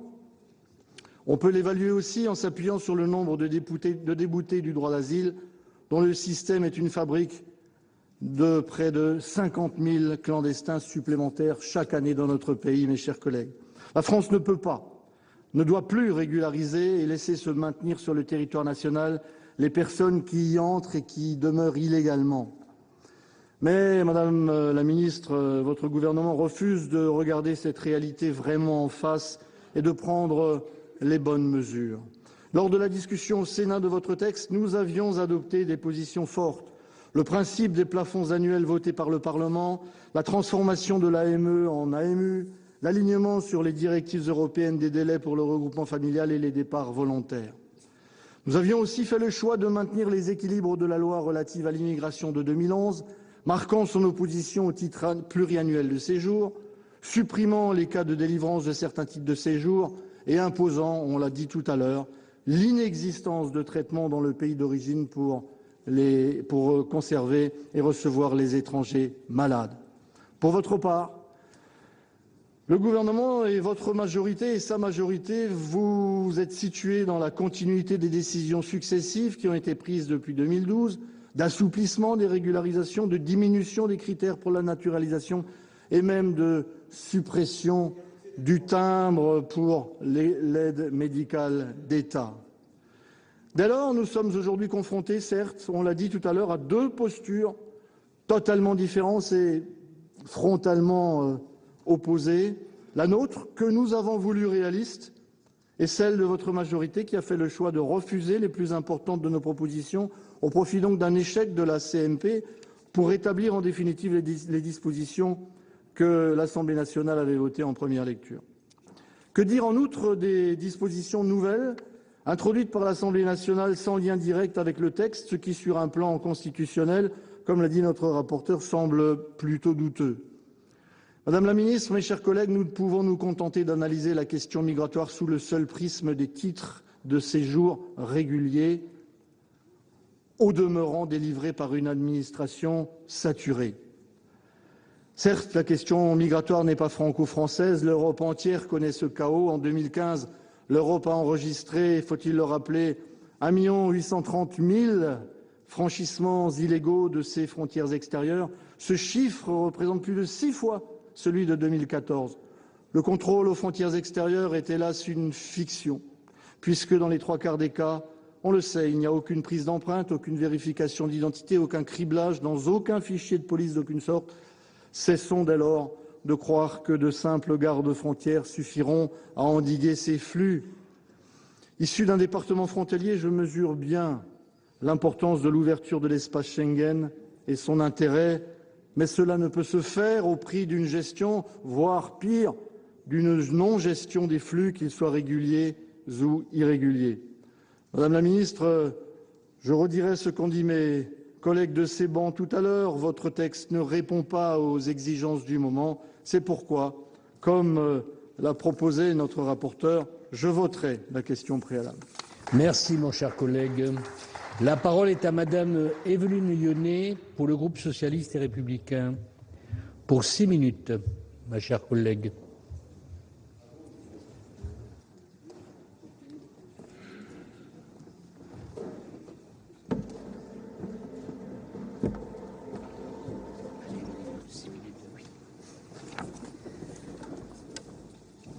Monsieur le Président, Madame la Ministre, mes chers collègues, nous le savons, les migrations seront des enjeux inévitables pour les décennies à venir. Même si l'accord de la COP21 prévoit une limitation de la hausse de la température terrestre, il n'en demeure pas moins que les prévisions internationales restent inexorables. En effet, plus de 250 millions d'hommes, de femmes et d'enfants de tous horizons chercheront de nouveaux lieux de vie dans des territoires différents et moins impactés. Un exode d'une ampleur mondiale qu'aucune frontière n'arrêtera. Les réfugiés climatiques sont au nombre de 83 millions entre 2011 et 2014. Ils sont déjà 2 fois plus nombreux que les réfugiés de guerre, qui sont au nombre de 42 pour la même période. Mais comme vous le savez, dans de récentes études, notamment l'audit parlementaire, il a été démontré que les étrangers contribuent positivement à l'économie française. Au-delà de l'économie, quelle que soit leur provenance dont nous sommes tous issus, ils s'impliquent aussi dans le monde associatif et culturel. Leur présence nous ouvre sur le monde et à l'heure où le repli sur soi est un danger pour notre pays, elle nous rappelle que nous ne sommes qu'une partie d'un tout. Monsieur le ministre et mes chers collègues, après le projet de réforme du droit d'asile qui permet aujourd'hui à la France d'étudier un plus grand nombre de demandes avec un traitement beaucoup plus rapide, même s'il reste encore certaines améliorations à apporter, nous avons l'occasion de rediscuter d'un projet de loi droit des étrangers en France. Le gouvernement s'est déjà attelé par 2 circulaires des 12 décembre 2012 et 3 janvier 2014 à améliorer l'accueil de cette population en préfecture. Tout d'abord, je tiens à remercier les députés, notamment le rapporteur de la commission des lois à l'Assemblée nationale, d'avoir repris le titre initial du projet défini par le gouvernement, droit des étrangers en France, au lieu de diverses dispositions relatives à la maîtrise de l'immigration sorties de notre bienveillante Assemblée. Ce projet, après le rééquilibrage en nouvelle lecture par l'Assemblée nationale à l'image du texte gouvernemental, a permis plusieurs avancées, notamment la création de la carte de séjour pluriannuelle à 4 ans et la carte de résident permanent par principe, la suppression du passage par une carte de séjour temporaire pour obtenir un titre pluriannuel en cas de changement de motif, ou encore l'encadrement en rétention d'un étranger accompagné d'un mineur, pour ne citer que ces exemples. Néanmoins, nous aurions souhaité des améliorations sur plusieurs axes. L'accès à l'AME, à la protection universelle maladie, afin d'éviter que des situations précaires persistent et demeurent sur le territoire. De même, pour la décision du transfert de compétences de l'ARS à l'OFII pour l'évaluation de l'état de santé des personnes en vue de l'obtention d'un droit de séjour pour des raisons médicales.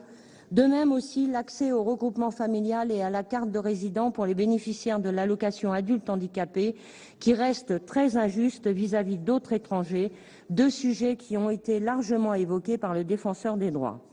De même, nous aurions souhaité évoquer la suppression définitive de la présence de mineurs accompagnés ou non dans les centres de rétention ou le recours de tests osseux dont la fiabilité est largement remise en cause par la communauté scientifique, avec une marge d'erreur de 2 ans minimum entre 16 et 18 ans.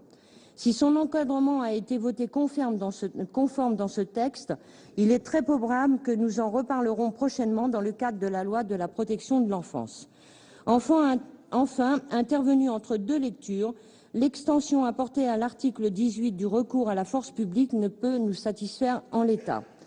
Des consensus sur quelques points contribueraient à une plus forte inclusion dans un grand respect des hommes et des femmes qui souhaitent partager leur avenir avec le nôtre.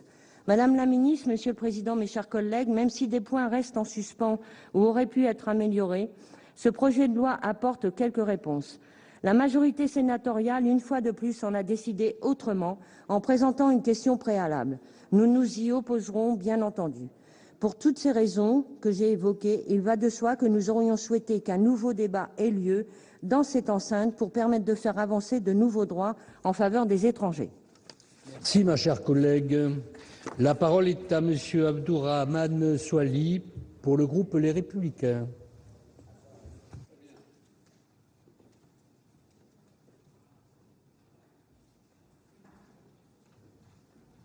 Vous avez la parole, mon cher collègue.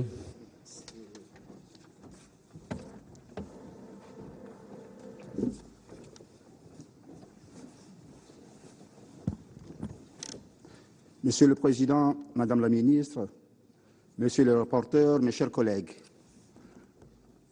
la nouvelle lecture du projet de loi relatif aux droits des étrangers témoigne l'ampleur des difficultés d'intégration que rencontre notre pays et de l'urgence à trouver des solutions pérennes pour endiguer les vagues d'immigration qui frappent la France. La situation des étrangers à Mayotte, dont la plupart se trouvent dans l'irrégularité, appelle quelques observations de ma part, tant elle ne laisse plus personne indifférente. Un récent rapport de la Cour des comptes, publié il y a exactement 4 semaines, intitulé « La départementalisation de Mayotte, une réforme mal préparée, des actions prioritaires à conduire », nous rappelle l'urgence qui règne dans ce territoire. Ce titre lance une fois de plus une alerte au Parlement souverain pour légiférer à l'aide des dispositifs adaptés aux réalités locales. Ainsi, la Cour insiste sur l'état d'impréparation législative dans lequel se trouve le département pour recevoir des nouvelles compétences et appelle, avant toute autre action, à une définition claire des étapes à franchir pour une départementalisation réussie, ainsi qu'à un effort énergique pour combler le retard dans un esprit de responsabilité partagée entre le département et l'État.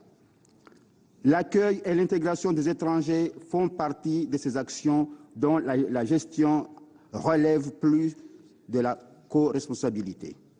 L'ordonnance du 7 mai 2014, qui étend à Mayotte la CECEDA, ne fait qu'apporter des ajustements techniques pour y rendre applicable le droit européen conformément à la loi du 20 novembre 2012. Lors de la première discussion de ce même texte, j'ai eu à présenter un amendement en ce sens à l'article 26 du projet et je regrette qu'il soit rejeté par la commission des lois.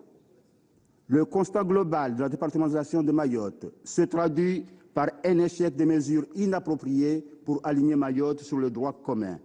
Et la Cour vient de le rappeler à nouveau. Or, nous savons qu'il existe des outils de coopération avec les Comores qui sont mal déployés pour résoudre de manière réciproque les flux migratoires qui étouffent l'île de Mayotte dans son élan économique.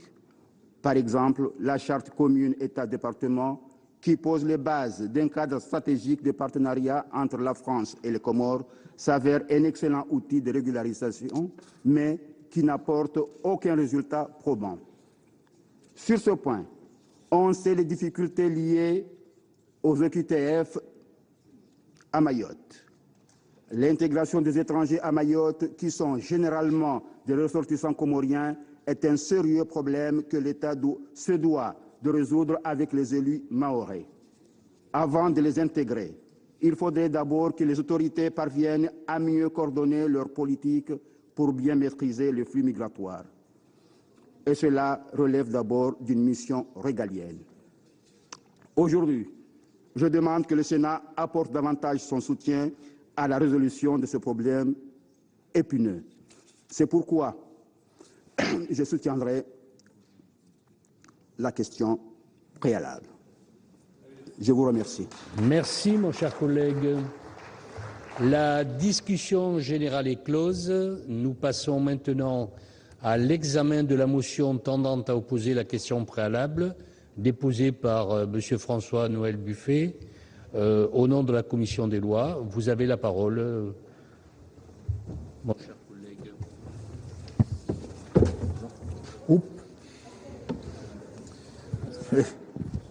Je savais que c'était périlleux. Madame le ministre, Monsieur le Président de la Commission des lois, il vient de disparaître. Ah, le voilà. Mes chers collègues, voilà, en application des dispositions de l'article 44, alinéa 3 du règlement, je propose à cette tribune au Sénat de décider qu'il n'y a pas lieu de poursuivre la délibération sur le projet de loi relatif aux droits des étrangers. Pour les raisons que j'ai déjà longuement exposées tout à l'heure, mais permettez-moi peut-être de les reprendre rapidement. Ce texte dont le Sénat est saisi en nouvelle lecture vise à revoir l'architecture des titres de séjour en créant notamment un titre de séjour pluriannuel et à améliorer les procédures d'éloignement des étrangers en situation irrégulière. En première lecture, le Sénat avait adopté des solutions différentes de celles de l'Assemblée nationale en maintenant notamment les équilibres de la loi du 16 juin 2011 relative à l'immigration, l'intégration et à la nationalité. Le Sénat avait aussi fait le choix pour certaines dispositions de s'inscrire dans la logique du texte en poursuivant les efforts de clarification et de simplification entrepris et en proposant d'améliorer les mécanismes votés. Ainsi, sans remettre en cause le principe d'une procédure accélérée de contestation des obligations de quitter le territoire national prise pour certains motifs, le Sénat avait circonscrit cette procédure aux seuls étrangers déboutés du droit d'asile en considérant que cette catégorie-là d'étrangers en situation irrégulière pose les difficultés les plus grandes en matière d'éloignement. S'appuyant également sur la directive retour, le Sénat avait par ailleurs étendu la durée maximale des mesures d'interdiction de retour à 5 ans au lieu des 3 ans proposés par le texte, sans durée maximale en cas de menace grave à l'ordre public. Au regard du contexte de menace actuel, cette dernière mesure avait, me semble-t-il, toute sa justification. Enfin, constatant la volonté du gouvernement de promouvoir l'assignation à résidence, le Sénat avait créé 2 mécanismes permettant d'accroître les exigences en matière de garantie de représentation. Je les recite, la validation par le maire de l'attestation d'hébergement et la possibilité d'un cautionnement par l'étranger.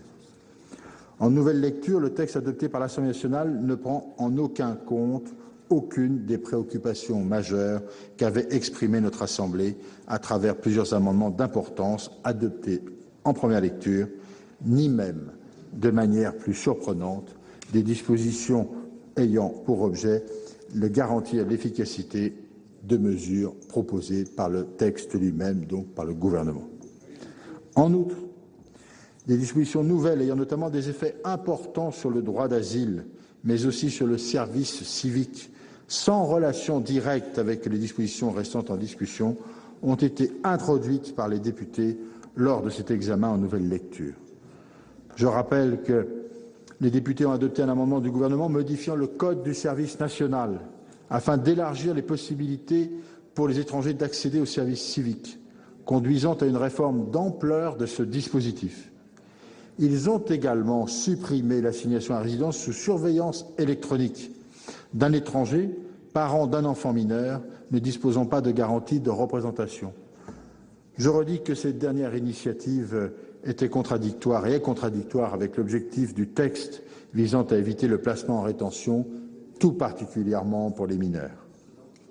Enfin, l'Assemblée nationale a adopté, à l'initiative du gouvernement toujours, une disposition nouvelle en matière d'asile, permettant à l'autorité administrative d'opposer l'irrecevabilité à une demande d'asile formulée en rétention au-delà des 5 premiers jours de celle-ci. Cette disposition crée une dérogation au principe affirmé par la loi du 29 juillet 2015 qui a été votée et relative au droit d'asile, selon laquelle seule l'OFPRA peut opposer l'irrecevabilité à une demande d'asile. Sur ces 3 derniers points, qui me semblent particulièrement importants quant aux principes et quant à leurs conséquences, la jurisprudence du Conseil constitutionnel, en application de l'article 45 de la Constitution, les amendements adoptés après la commission mixte paritaire doivent être en relation directe, je le redis, avec une disposition du texte encore en discussion ou justifiée par la nécessité de coordonner des dispositions avec d'autres textes en discussion au Parlement, de permettre le respect de la Constitution, de corriger une erreur matérielle. Sincèrement, mes chers collègues, ces trois dispositions ne remplissent pas ces conditions fixées pour pouvoir être valablement maintenues dans le texte voté par l'Assemblée nationale. Il semble donc qu'il y ait, sur ce point-là, un problème d'inconstitutionnalité très sérieux. C'est au bénéfice de ces explications, mes chers collègues, Monsieur le Président, Madame le Ministre, que je propose que le Sénat vote cette question préalable et renvoie à l'Assemblée nationale devant ses responsabilités. Merci. Merci, Monsieur le rapporteur. La parole est à Monsieur Philippe Kaltenbach contre la motion. Et vous avez 10 minutes, mon cher collègue. Maximum.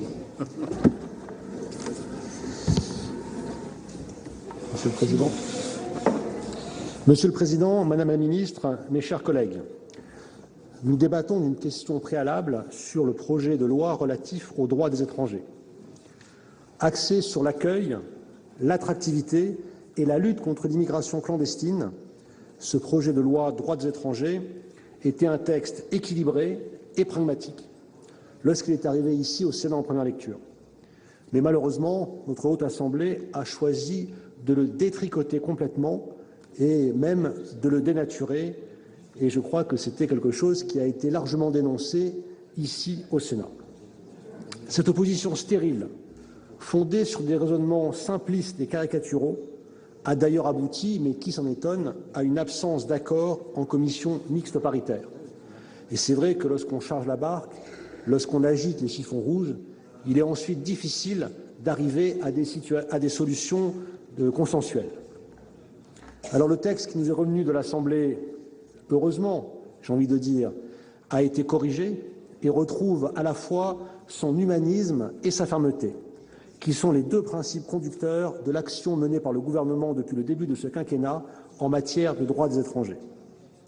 À ce titre, je crois qu'il faut signaler, et je sais que M. Carucci en est fort déçu, que l'Assemblée a, dans sa grande sagesse, supprimé cette proposition de débat annuel sur l'immigration et sur l'établissement de quotas. Et je vous rappelle que, alors qu'il y a quelques années, M. Brice Hortefeux était ministre de l'Intérieur, il avait eu aussi cette idée fulgurante, mais qu'après étude, il l'avait enterrée, car lui-même avait convenu que c'était une disposition inutile et contre-productive. Pourquoi ? Parce qu'en France, depuis 1974, il n'y a plus d'immigration économique. Elle est marginale. Pour donner un titre de travail permettant à un étranger de travailler, il faut démontrer qu'aucun Français ne peut exercer cette fonction. Aujourd'hui, l'immigration autorisée, c'est principalement le regroupement familial, des étrangers qui font venir leur famille, qui sont en règle, ou des Français qui épousent un étranger, c'est les étudiants et c'est l'asile. C'est ça, les voies d'accès officielles en France. Donc, des débats sur des quotas, c'est pour des pays qui accueillent une immigration économique en nombre, parce qu'elles ont des besoins importants, l'Australie, le Canada. Donc, ce n'est pas du tout adapté à la France. Et voilà, c'était un des chiffons rouges inutiles et qui n'avait qu'un objectif d'affichage politique. Et je crois qu'il fallait dépasser ces débats stériles. Les députés ont également fait preuve de fermeté, comme en témoignent certains des amendements adoptés. Je pense à la possibilité, même si elle peut être débattue, et je sais que sur tous les bancs, cette question n'est pas tranchée, puisqu'elle a ouvert la possibilité pour l'autorité administrative de déclarer irrecevable une demande d'asile présentée au-delà des 5 premiers jours de rétention, dans le seul but de faire obstacle à l'exécution d'une mesure d'éloignement. Et il y a aussi cette autre mesure de fermeté prise par l'Assemblée, avec la procédure accélérée de contestation des obligations de quitter le territoire français pour tous les étrangers et non plus seulement pour les seuls déboutés. Alors voilà, nous avions eu des débats ici au Sénat, des débats qui, c'est vrai, ont été parfois un petit peu virulents, mais je crois que ces débats méritaient d'être poursuivis. Et aujourd'hui, nous avons cette question préalable qui vise en fait à stopper tout débat et à nous empêcher de continuer à chercher à améliorer le texte, de chercher à défendre nos convictions, de chercher à convaincre. Et le rôle d'un parlementaire, c'est bien celui-là. M. Buffet a justifié cette question préalable avec 2 raisons. Premièrement, l'Assemblée n'a rien retenu du texte adopté par le Sénat. Et deuxièmement, l'Assemblée a ajouté de nouvelles dispositions. En ce qui concerne le premier point, je l'ai expliqué, beaucoup des amendements qui avaient été votés par la majorité sénatoriale à quelques jours des élections régionales étaient des amendements d'affichage très politiques qui n'avaient rien de pragmatique et rien d'efficace. Alors, Mais je le démontrais pour les quotas. Même M. Brice-Hortefeux, que j'ai du mal à citer quand même, mais sur ce point-là, avait après étude reconnu que ces quotas n'avaient aucun sens. Et c'était le principal chiffon rouge. La majorité sénatoriale avait également, et ça a été rappelé par le rapporteur, supprimé un des éléments essentiels de la réforme. C'était le cœur de la réforme que ce titre pluriannuel qui a pour objectif d'en finir avec les files d'attente devant les préfectures, où nous avons des étrangers en situation irrégulière qui doivent venir plusieurs fois dans l'année, faire des queues et engorger complètement nos préfectures. Et donc vous proposiez là également de supprimer ce titre de séjour pluriannuel, d'en faire une exception, alors que c'est vraiment le cœur du dispositif. Vous aviez également réduit le nombre de personnes concernées par de nouveaux droits et durci certaines mesures en matière d'interdiction de séjour, liant une nouvelle fois étrangers et ordre public.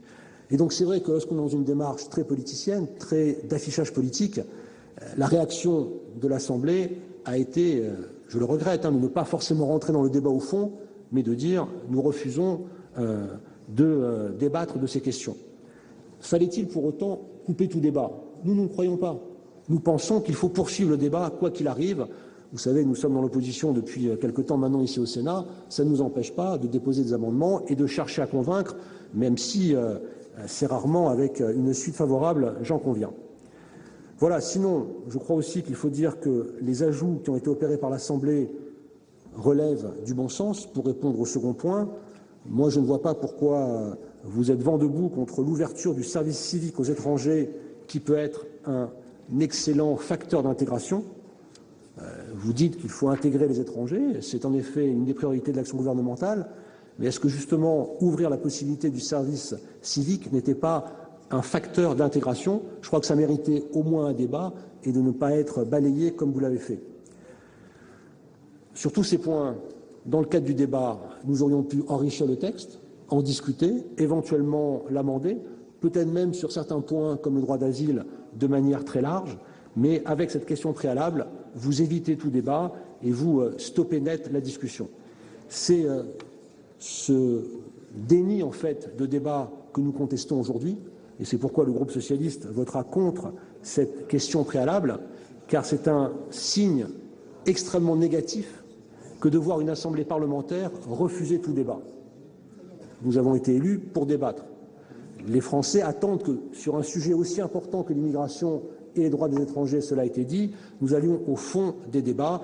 Je crois que ce n'est pas rendre service au Sénat que de réduire le Sénat à un rôle d'opposant systématique qui refuse la discussion sur un texte aussi important. D'autant que, et je le dis, nos débats ici ne sont jamais inutiles, puisque certains des amendements qu'avait déposés ici le groupe socialiste, qui n'ont pas été repris par la Haute Assemblée, ont fini par aboutir à l'Assemblée nationale. Ce qui montre que lorsqu'on arrive à discuter, lorsqu'on arrive à échanger des arguments, on finit petit à petit par obtenir quelques satisfactions. Et moi, j'ai été très heureux de constater que 4 des amendements qui avaient été refusés ici au Sénat ont fini par aboutir à l'Assemblée. Je pense notamment à l'obtention de plein droit de la carte de résident lors du second renouvellement. Je pense à la possibilité pour l'étranger qui sollicite un titre pluriannuel dans le cadre d'un changement de statut de se voir délivrer le titre sollicité sans délivrance préalable d'une carte de séjour temporaire. Je pense à l'encadrement des cas de placement en rétention d'un étranger accompagné d'un mineur. Et je pense à l'accès des associations humanitaires de défense des droits des étrangers aux zones d'attente. Donc on le voit, le travail d'amendement finit par aboutir.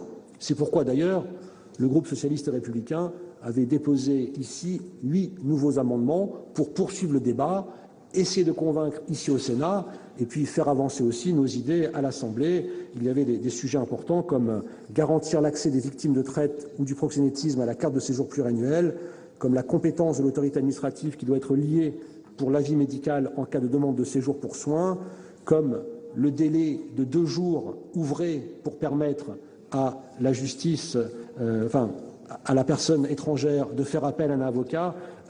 Tous ces aspects-là, nous considérons que c'était des aspects qui méritaient débat et qui méritaient d'avancer.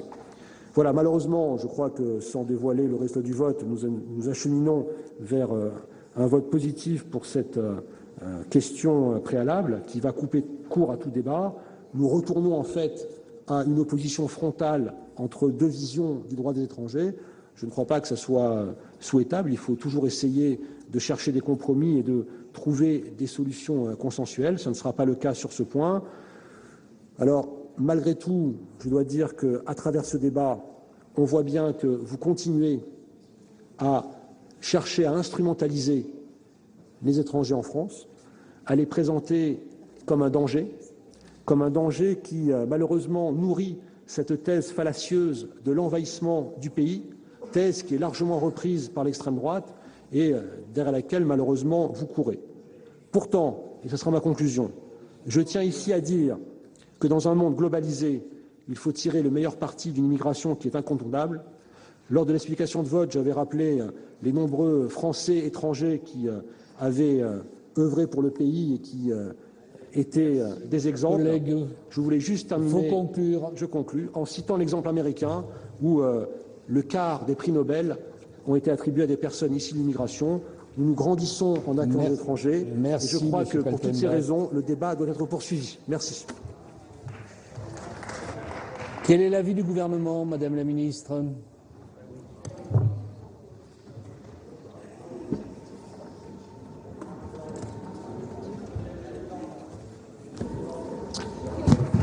Merci.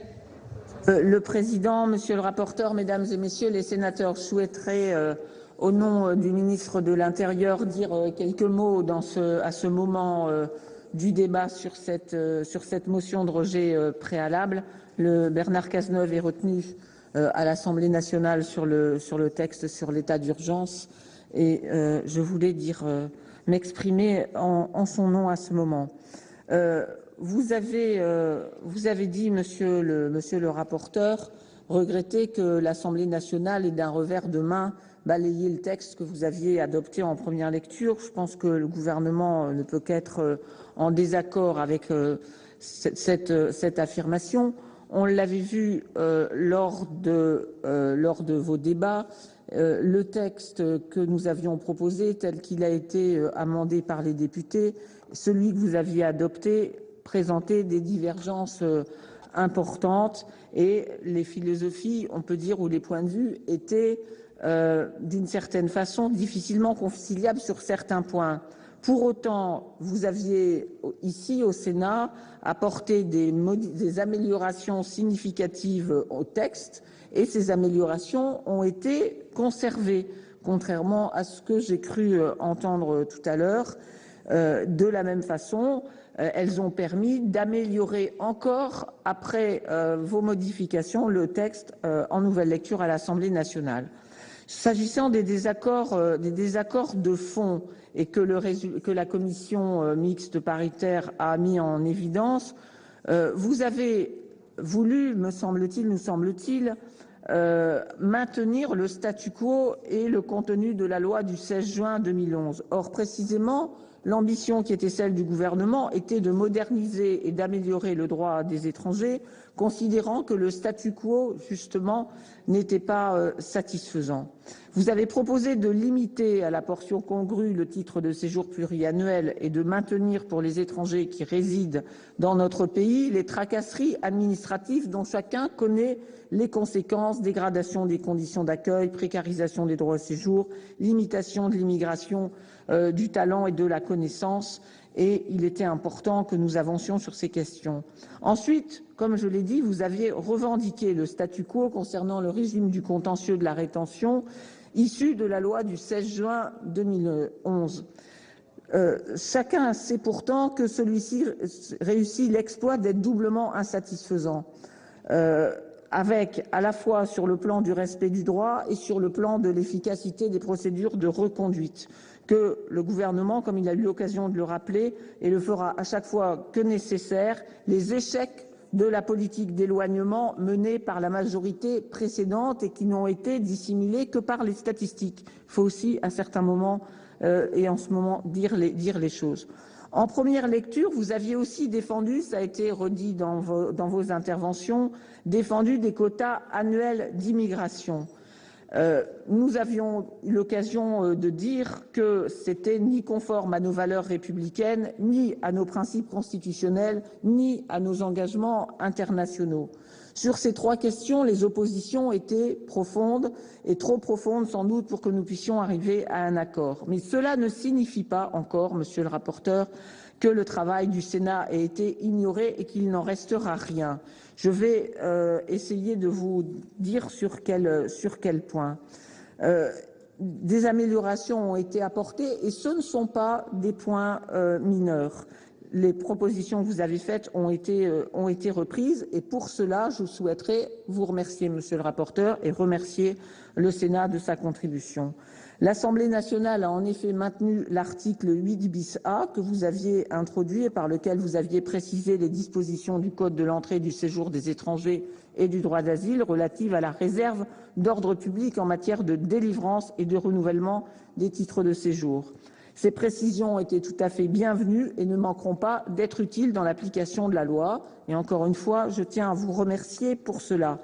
De la même façon, les députés ont maintenu la possibilité que vous aviez introduite dans le texte en première lecture à l'article 15 de prolonger une interdiction de retour au-delà de 5 ans dès lors qu'il existe une menace pour l'ordre public. L'Assemblée a également voté conforme les modifications que vous aviez apportées à l'article 16 portant sur le contentieux des obligations de quitter le territoire français prises outre-mer. Par ces modifications, vous avez pérennisé le régime dérogatoire qui existe en Guadeloupe, à Saint-Barthélemy, tenant compte d'une réalité locale bien spécifique. En outre, le Sénat est à l'origine de garanties nouvelles qui, là encore, ont été maintenues par l'Assemblée nationale et même précisées. Vous aviez, monsieur le rapporteur, introduit un article 22 bis A qui reprend l'une des préconisations du rapport dont vous êtes le co-auteur avec madame Éliane Assassi. Au terme de cet article, vous aviez rendu obligatoire la délivrance aux étrangers qui font l'objet d'une assignation à résidence d'une information sur les modalités d'exercice de leurs droits. Et là aussi, c'est important. Enfin, l'initiative de Philippe Kaltenbach et du groupe socialiste et des Républicains du Sénat, dont je veux remercier de la grande implication et de la qualité des travaux, vous aviez apporté un fondement législatif à l'accès des associations de défense des droits des étrangers aux zones d'attente. Il s'agit de l'article 23 bis, qui est également un point important. De la même façon, vous aviez adopté en première lecture un autre amendement du groupe socialiste visant à garantir que la rétention des familles avec enfants s'effectue toujours dans des locaux adaptés à leur accueil. Et là aussi, c'est un point important à nos yeux. Vos travaux, enfin, auront permis de proposer des pistes d'amélioration approfondies en nouvelle lecture à l'Assemblée nationale. Vous avez sécurisé la procédure d'escorte au consulat prévue par l'article 18 du projet de loi en introduisant la possibilité d'entrer au domicile de l'étranger assigné à résidence en cas d'obstruction de sa part et après autorisation du juge des libertés et de la détention. Et cette disposition a ensuite été généralisée par l'Assemblée nationale à toutes les assignations à résidence. Je veux enfin dire un mot au sujet des nouveautés introduites en nouvelle lecture à l'Assemblée nationale. C'est dans un esprit de rigueur et d'apaisement que nous avons précisé certaines questions. Je veux insister sur ce point, nous l'avons fait dans le respect absolu de la procédure parlementaire. Si les conditions d'accès des étrangers au service civique ont dû être précisées, c'est parce que la disposition de coordination qui avait été introduite en première lecture présentait des imperfections et n'avait pas été, à notre sens, suffisamment travaillée. Les dispositions nouvelles apportées en première lecture ont également rendu nécessaire l'introduction de mesures d'articulation avec la loi relative à la réforme du droit d'asile adoptée l'été dernier, la loi du 29 juillet 2015, afin que nous puissions en préserver les équilibres. Là encore, c'était important. Pour toutes les raisons que je viens d'évoquer, le gouvernement ne peut, monsieur le rapporteur, que déplorer le dépôt de cette motion de rejet dont il est souhaitable de rejet préalable, dont il est souhaitable et dont nous souhaitons toutefois, malgré tout, pour toutes les raisons que j'ai dites, qu'elle soit rejetée. Je laisse le Sénat, bien entendu, son appréciation, mais je ne manque pas, une dernière fois, de vous remercier pour la qualité de vos débats et de vous remercier pour les contributions que vous avez apportées à ce texte et qui demeureront malgré votre motion. Merci, mesdames et messieurs les sénateurs. Merci, madame la ministre. Je vais maintenant donner la parole à monsieur Savin pour explication de vote. Merci, Monsieur le Président, Madame la Ministre, Monsieur le rapporteur, mes chers collègues. Lors de l'examen en première lecture du projet de loi relatif aux droits des étrangers en France, le Sénat a beaucoup travaillé afin de faire évoluer ce texte et notamment le clarifier. À travers les travaux du rapporteur François-Noël Buffet, dont je salue le travail, le groupe des Républicains a largement contribué à cette évolution du texte. Le travail réalisé au sein de notre belle institution n'a toutefois pas été pris en compte par le gouvernement et sa majorité parlementaire à l'Assemblée. Et le texte que nous étudions désormais ne semble pas répondre aux attentes de nos concitoyens concernant cette question majeure qu'est le droit des étrangers en France. Nous sommes déçus que le travail abouti sur ces travées ait trouvé si peu d'écho et que de nombreux dispositifs votés dans cet hémicycle aient été détricotés avec l'assentiment du gouvernement par l'Assemblée nationale. Le Sénat avait pourtant fait le choix de la simplification et du renforcement du mécanisme centraux en ce qui concerne les étrangers sur le territoire de la République française. Je souhaite développer ici 2 points que le Sénat avait particulièrement remodelés lors de l'examen du texte en première lecture et qui me semblent importants, ainsi qu'à nombre de nos collègues. Tout d'abord, concernant l'architecture des titres de séjour pluriannuels proposés par votre gouvernement, il me semble aujourd'hui nécessaire que les préfets continuent de disposer d'un pouvoir d'appréciation dans le cadre de la procédure administrative. De plus, ces titres pluriannuels ne doivent pas se généraliser, mais consister en une exception claire et définie par le législateur, notamment dans le cadre des contrats d'intégration républicaine et d'une pratique d'un niveau de langue française suffisant afin de pouvoir bénéficier d'un tel dispositif. Ces premiers éléments que notre Assemblée avait validés ont toutefois été supprimés par votre majorité gouvernementale. La seconde disposition que je souhaite ici développer est le rôle du Parlement concernant la politique nationale d'immigration et d'intégration que le Sénat avait apportée. Il semble en effet important qu'au XXIe siècle, les représentants de la nation puissent conduire un débat approfondi sur ces dimensions et notamment sur la possibilité que le Sénat avait offert au Parlement de définir le nombre d'étrangers accueillis en France en fonction des activités, des capacités d'accueil et des moyens d'intégration, comme l'a parfaitement développé notre collègue Roger Karoutchi. Enfin, je souhaite profiter de mon intervention pour vous interpeller, Madame la secrétaire d'État chargée de la formation professionnelle et de l'apprentissage, sur la question du droit des jeunes sportifs mineurs étrangers en France. Je regrette en effet qu'aucun aspect du sujet n'ait été abordé dans ce projet de loi. Nulle part n'a été évoquée la situation de ces jeunes sportifs âgés souvent de moins de 16 ans, de grande majorité d'origine africaine, qui sont par milliers abandonnés au sein des clubs professionnels de foot. Merci, mon cher collègue. C'est pour toutes ces raisons que je soutiendrai donc la proposition de notre rapporteur. Merci. Je vais consulter le Sénat sur la question préalable et j'ai été saisi d'une demande de scrutin public par la Commission des lois sur la motion de question préalable déposée par la même Commission des lois. Je vous rappelle que l'avis du gouvernement est défavorable. Il va donc être procédé au scrutin public dans les conditions fixées par l'article 56 du règlement.